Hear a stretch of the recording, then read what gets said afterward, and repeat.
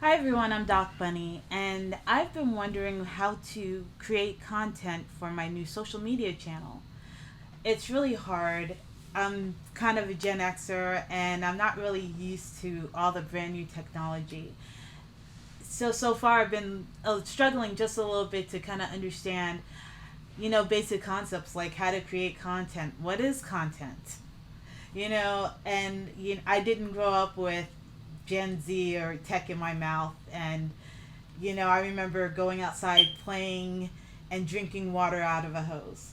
But today I'm talking to someone who's really experienced in learning how to create content and also how to engage more on social media. So without further ado, I'm going to introduce Tyler. Hi, how are you? Good, how are you? I'm good. So why don't you tell us a little bit about your background and what you do? Okay, so as of right now, I'm doing film, videography. I'm a music producer, writer, and yeah, that's essentially the lane that I'm taking up right now. Okay. Yeah. So how do you come up with your content? Um, what kind of content? Let's say that someone like me is needing to relate on social media platforms like Facebook or Instagram. What would someone put up that will, how would one be themselves online? Well, I don't, I don't know how to answer that question exactly. Just how to be yourself online How to be yourself online? because you just have to put out whatever comes to mind. I mean, of course, you can't just put out like crazy stuff. It's just maybe think it twice over before you post something. Mm-hmm. Um, but everything that you do online should be very authentic because if it doesn't come from the heart, then nobody's gonna attract to it. Just like watching your favorite movie or reading your favorite book, there's no way that that author could ever capture your attention without them being genuine and authentic in some way, some form. Okay. And how do you reach out on social media? A lot of people, like me, I'm a Gen Xer, I'm not going to lie. I care about my privacy and I care about the privacy of my users and everything else. But I also know that I have to open up to other experiences. Okay. How would someone like me take steps to begin to be more bold in the social media area if they're not already? Okay. Well, you just kind of have to find people with common interests, and that'll kind of open up the door for your social media platform. So, if you're into dogs, a lot of people love dogs. You find like trends or hashtags or anything that's relative to dogs, Mm-hmm.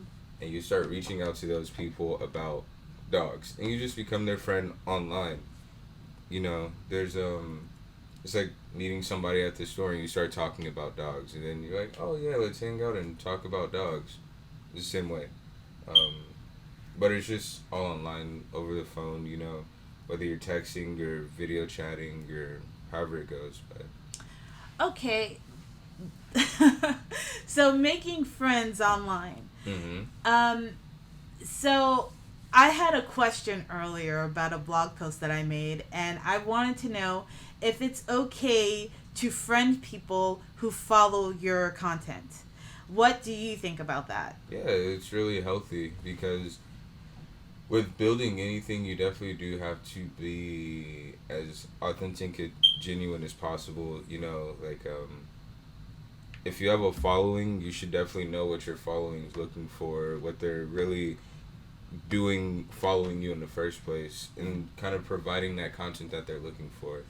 Um, because there's this thing where people get crazy egotistical and they just start doing whatever they want, but when they start doing everything that they want and not what the people that put them in position to get there want, then it just, you know, it kind of shifts the whole board, and then that's when people fall off, and people start looking crazy, and they're starting to wonder why nobody's following them anymore. So Um, just really connect with the people that are supporting you. in any way possible. Any way possible. Yeah. So, let's say that you want to have a party with your followers online, just a virtual party. Or planning an event online for your followers. Okay. Is that equally as important as bringing them together in one place, like in real life, and trying to blend them into a digital space? Um, I'm not sure. I've never done that per se. Yeah. But if I do have a lot of people online, I'd rather bring them in person, just for the, there's no way you can replace human interaction. Even with all the content creation and Instagram, Facebook, Twitter, whatever, it's never the same as meeting up with somebody face to face. Now, with COVID-19, what have you noticed any differences how we interact with social media and how we use social media in the first place? And now, I'm going to share a story with you. I told you this before. A couple of days before after the pandemic started, we saw Flavor Flav in Walmart. And I didn't know the protocol for asking for a selfie, so I let the moment pass me by. A moment, taking a selfie with Flavor Flav. Yeah. Now, how we do our selfies have changed and how we do group shots have changed. How do you think social media is going to change as we go further along with COVID and that new era that we're in right now? As long as COVID is prevalent, I do think that there's going to be a lot more consumption of social media and everything online, just because nobody has to go to work. Nobody has to worry about waking up at a certain time. So what are they doing to preoccupy their brain? They're watching TV, they're on social media, they're consuming. We're doing a lot of consuming right now. So moving forward with it, I definitely think that things may change a little bit. A lot of things may go online, like doing conventions. You might have to reserve a spot online, and then they create the content for you to watch and stuff like that. But sorry, I went on a tangent. What was the rest of the question? It's how social media might have to adapt to things like COVID. Yeah. Things like I might not be able to go and take a selfie with my favorite celebrity anymore like I used to, and like all close and hugged up and. Well, I don't think that's true. I just think it's going to take some time to get back to that. But yeah, social media is definitely on a rise right now. Really? Yeah, like Will Smith has got involved. Jason Derulo has been involved. They do TikToks, and TikTok is like a crazy platform. It blew up out of nowhere. Okay, now that you're talking about TikTok, Okay. President Trump was about to ban TikTok, and I don't want to get all political, but apparently Google is purchasing TikTok. Yeah. Now, for someone who doesn't get on TikTok like me, I don't get on TikTok. What's the appeal? It's just kind of short stories. People do skits on TikTok. Okay. So, let's say I want to play a prank on somebody, I'd put the entire thing on TikTok. Or if I want to recreate a song in my own way, I would put it up on TikTok. Okay. Or even, like, there's Roblox, there's Minecraft, there's anything you can imagine. Like, people redo movie scenes, TV scenes, just within, like, a minute time span. On TikTok. On TikTok. And they just... Yep. I mean, some people use it to broadcast their own life, too. Okay. But it's just kind of whichever way you want to create that content. Okay. Yeah. So, now that you've talked about real life, how does your real life affect your life?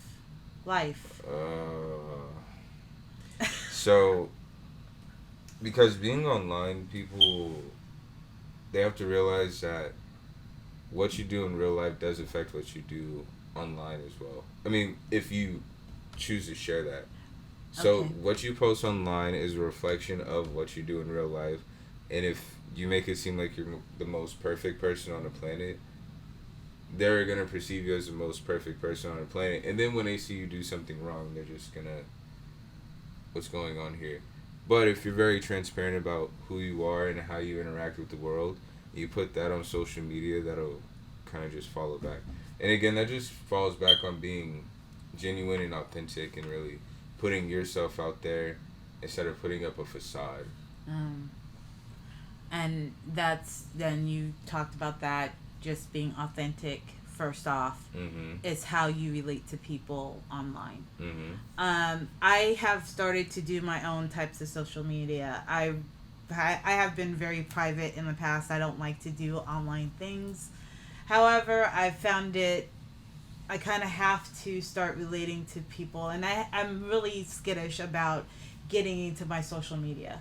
But that being said, when you're picking locations, Okay. what would you do? So is it just like wherever you want to start recording, record, or should you? I mean, Yeah. how should you? I mean, if you have, like, you have an office space here, so generally you should operate out of here, just wherever feels most comfortable to you. Okay. Because you don't want to come across as uncomfortable or you hate the moment that you're in or any of that stuff. You just really want people to see that your energy is there and that you're pushing it forward. And Mm-hmm. yeah, it's again, it just falls back on being you, being authentic. So, what are your plans for the next 5 years? Um, I'm definitely gonna continue with music. I'm actually writing a short film that I'll probably have done by like the start of next year. Mm-hmm. I'm gonna start working on like a lot more show stuff. So, content creation for corporations and things along that nature. Okay. I'm supposed to be doing a cooking show soon, but aside from what I'm going to do on the working level, I need to do the ground level networking and just start getting out and talking to people again, or just really reaching out on social media to talk to everybody I can, just because a lot of that comes from support, and I want that support from people that actually care about me. Okay. So for someone who might be restarting their career, Mm-hmm. because in the days of COVID, we might not have the same jobs to go back to when all of this is said and done. So as far as networking goes, Okay. what networking on social media? Okay. What is the best spot to start for someone who is not really up on who's not really up on it and who's a newbie to social media? Where would one start and how would you go about it? So, let's say, I'll keep it positive. Let's say we go on Instagram. Okay. We sign up for Instagram, and we follow people like Gary V or Tim Ferriss or celebrities or different blog pages. So what you want to do is you go on all of those pages and they post. They post very frequently, very often. You go to the comment section Mm-hmm. and you find somebody's comment that you can agree with, and you have a discussion with them through the comments, and then that could potentially lead to you following them or them following you, and that kind of builds a relationship there because you have similar views on things, Okay. and that's the most positive way to go about it.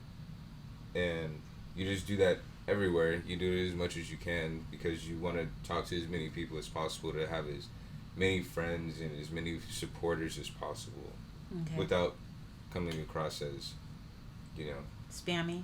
yeah. Tell me about being spammy. What qualifies as being spammy? Copy paste.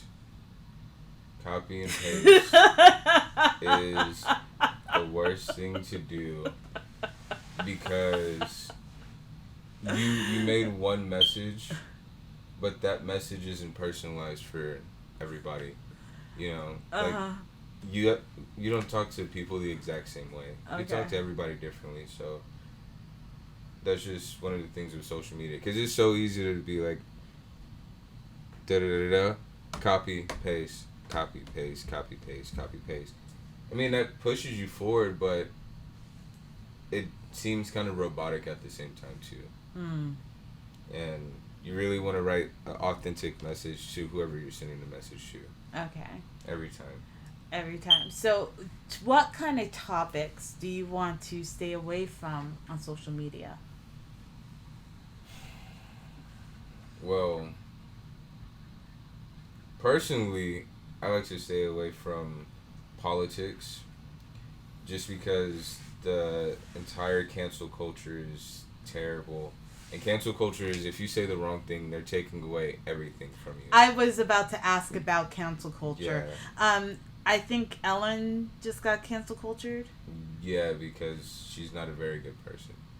So you're trying to say that your online life must match your offline life. Mm-hmm. 100%.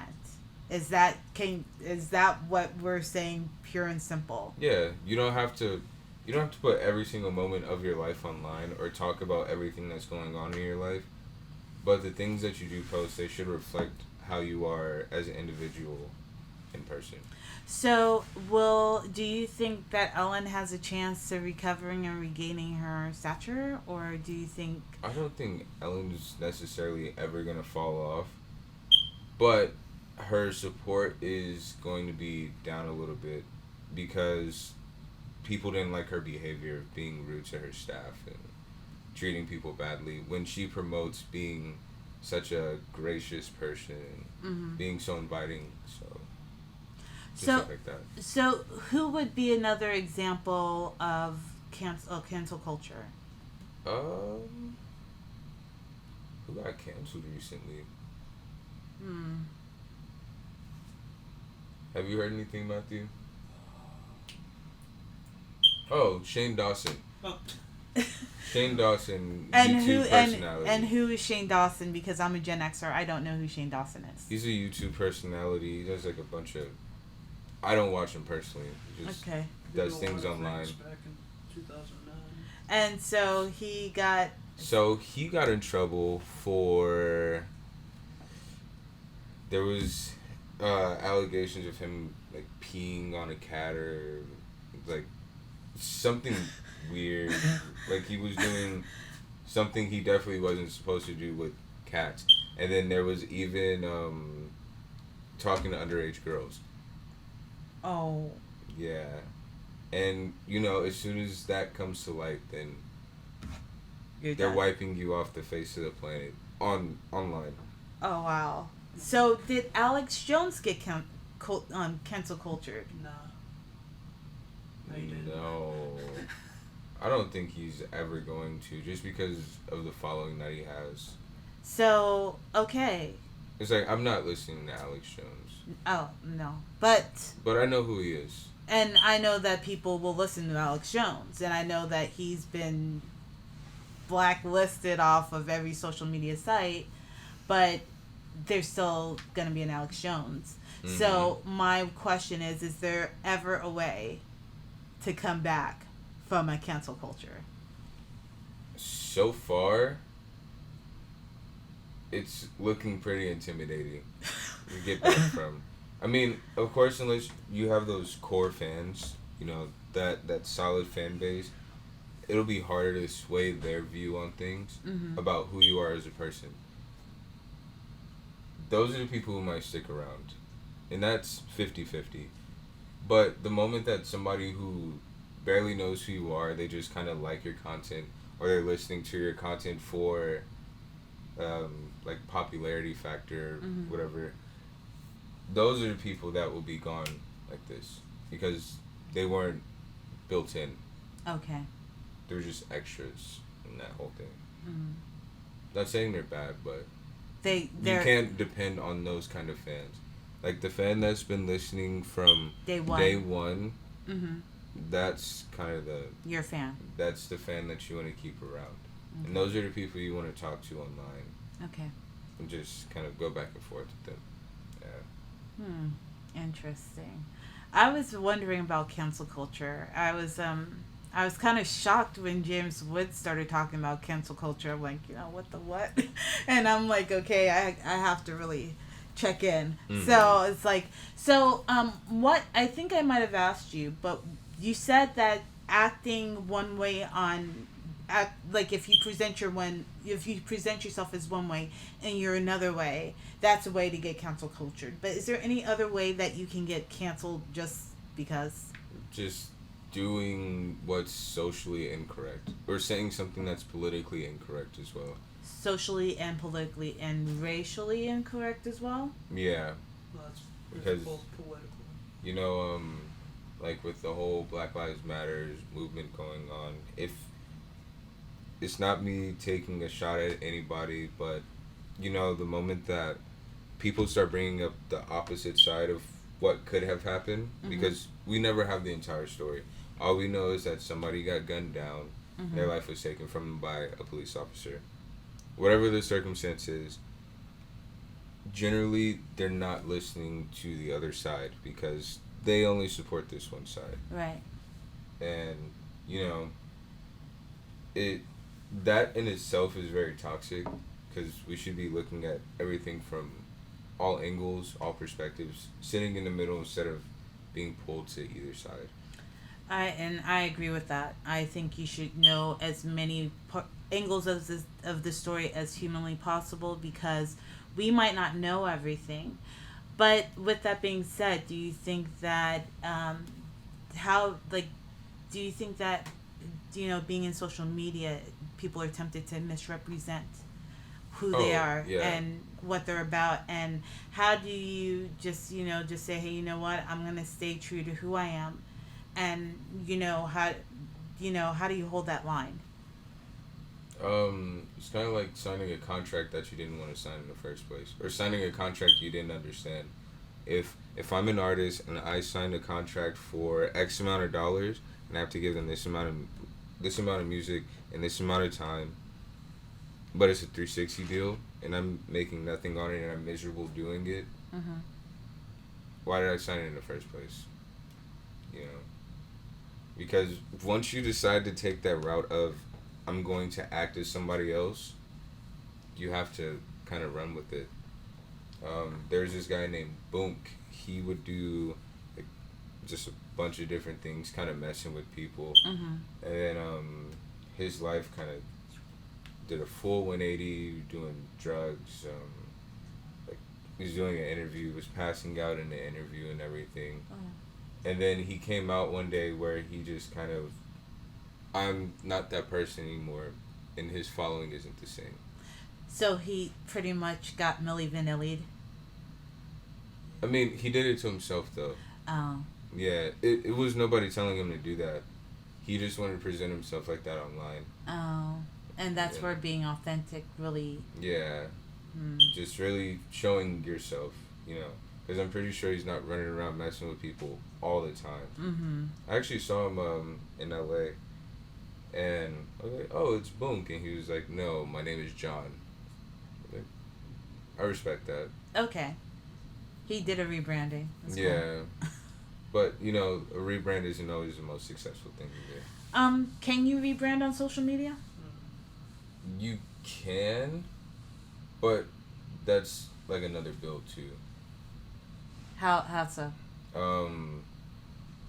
Because the moment you take away that consistency from who you are online, people start falling off. Yeah. Unless they're really invested, then they'll kind of shift with you. Because taking away is way worse than adding. Oh. Because, again, it's just the way the human brain works. If you get $1 every single day, and then somebody just stops giving you that $1, you're always going to be like, what happened to my $1? Yeah. But then that same person hears 50 cents every day. It's never the same. Like, I'm going to go find where this $1 is. Yeah. Well, it's about, being flexible in your approach. But, like, if you were telling someone my age, and you cannot tell people how old I am, I will. I'm a Gen Xer. I'm 44. So, and I'm brand new. So I'm saying, okay, what kind of content do I post? Me. What kind of content do I post? Or would I post? Because I view myself as almost not a perfectionist, but I just do a lot of things. I'm not really sure what would be interesting in my life. You know, what would be interesting in someone's life? Honestly, whatever hobbies you have, whatever makes you happy, really. Mm. You know, whether it be your family or you cooking or taking a walk every day, Mm-hmm. or I don't know. You just kind of present yourself as the best way possible, and the things that really make you you. Mm-hmm. Like for me, I put out videos of stuff that I've been working on, and people see that, they're like, oh, that's cool. Mm-hmm. To me, it's cool, but it's just a regular thing to me. It's kind of a routine. Mm-hmm. For somebody, that might be beyond this world. Okay. It might be bigger than life to them, so they always love it. And that's just the way you should go about creating content. Just the stuff that you like to do. There should be no rules or regulations. Just whatever makes you you. Okay. Yeah. All right. So, is there anything else you want to add? The biggest thing is just you can't really care what people think about you. You can't care what people say about you. You just have to be you, because that's the only way to live your life. And the only line between real life and social media, that online life, is everything here online is memorized, and that will never go away. And there's a transition from being from person to person, Mm-hmm. and then being on a device. Yeah. But you know, at the end of the day, we're all people, and we just have to operate like people on and offline. On and offline. That's absolutely just that's be who you are on and offline. Mm-hmm. If you can walk away with anything else, that would be it. So thank you so much for taking the time to interview with us today. Hopefully we'll have you back on Monday lunch with Dog Bunny. So thank you for joining us for episode 1.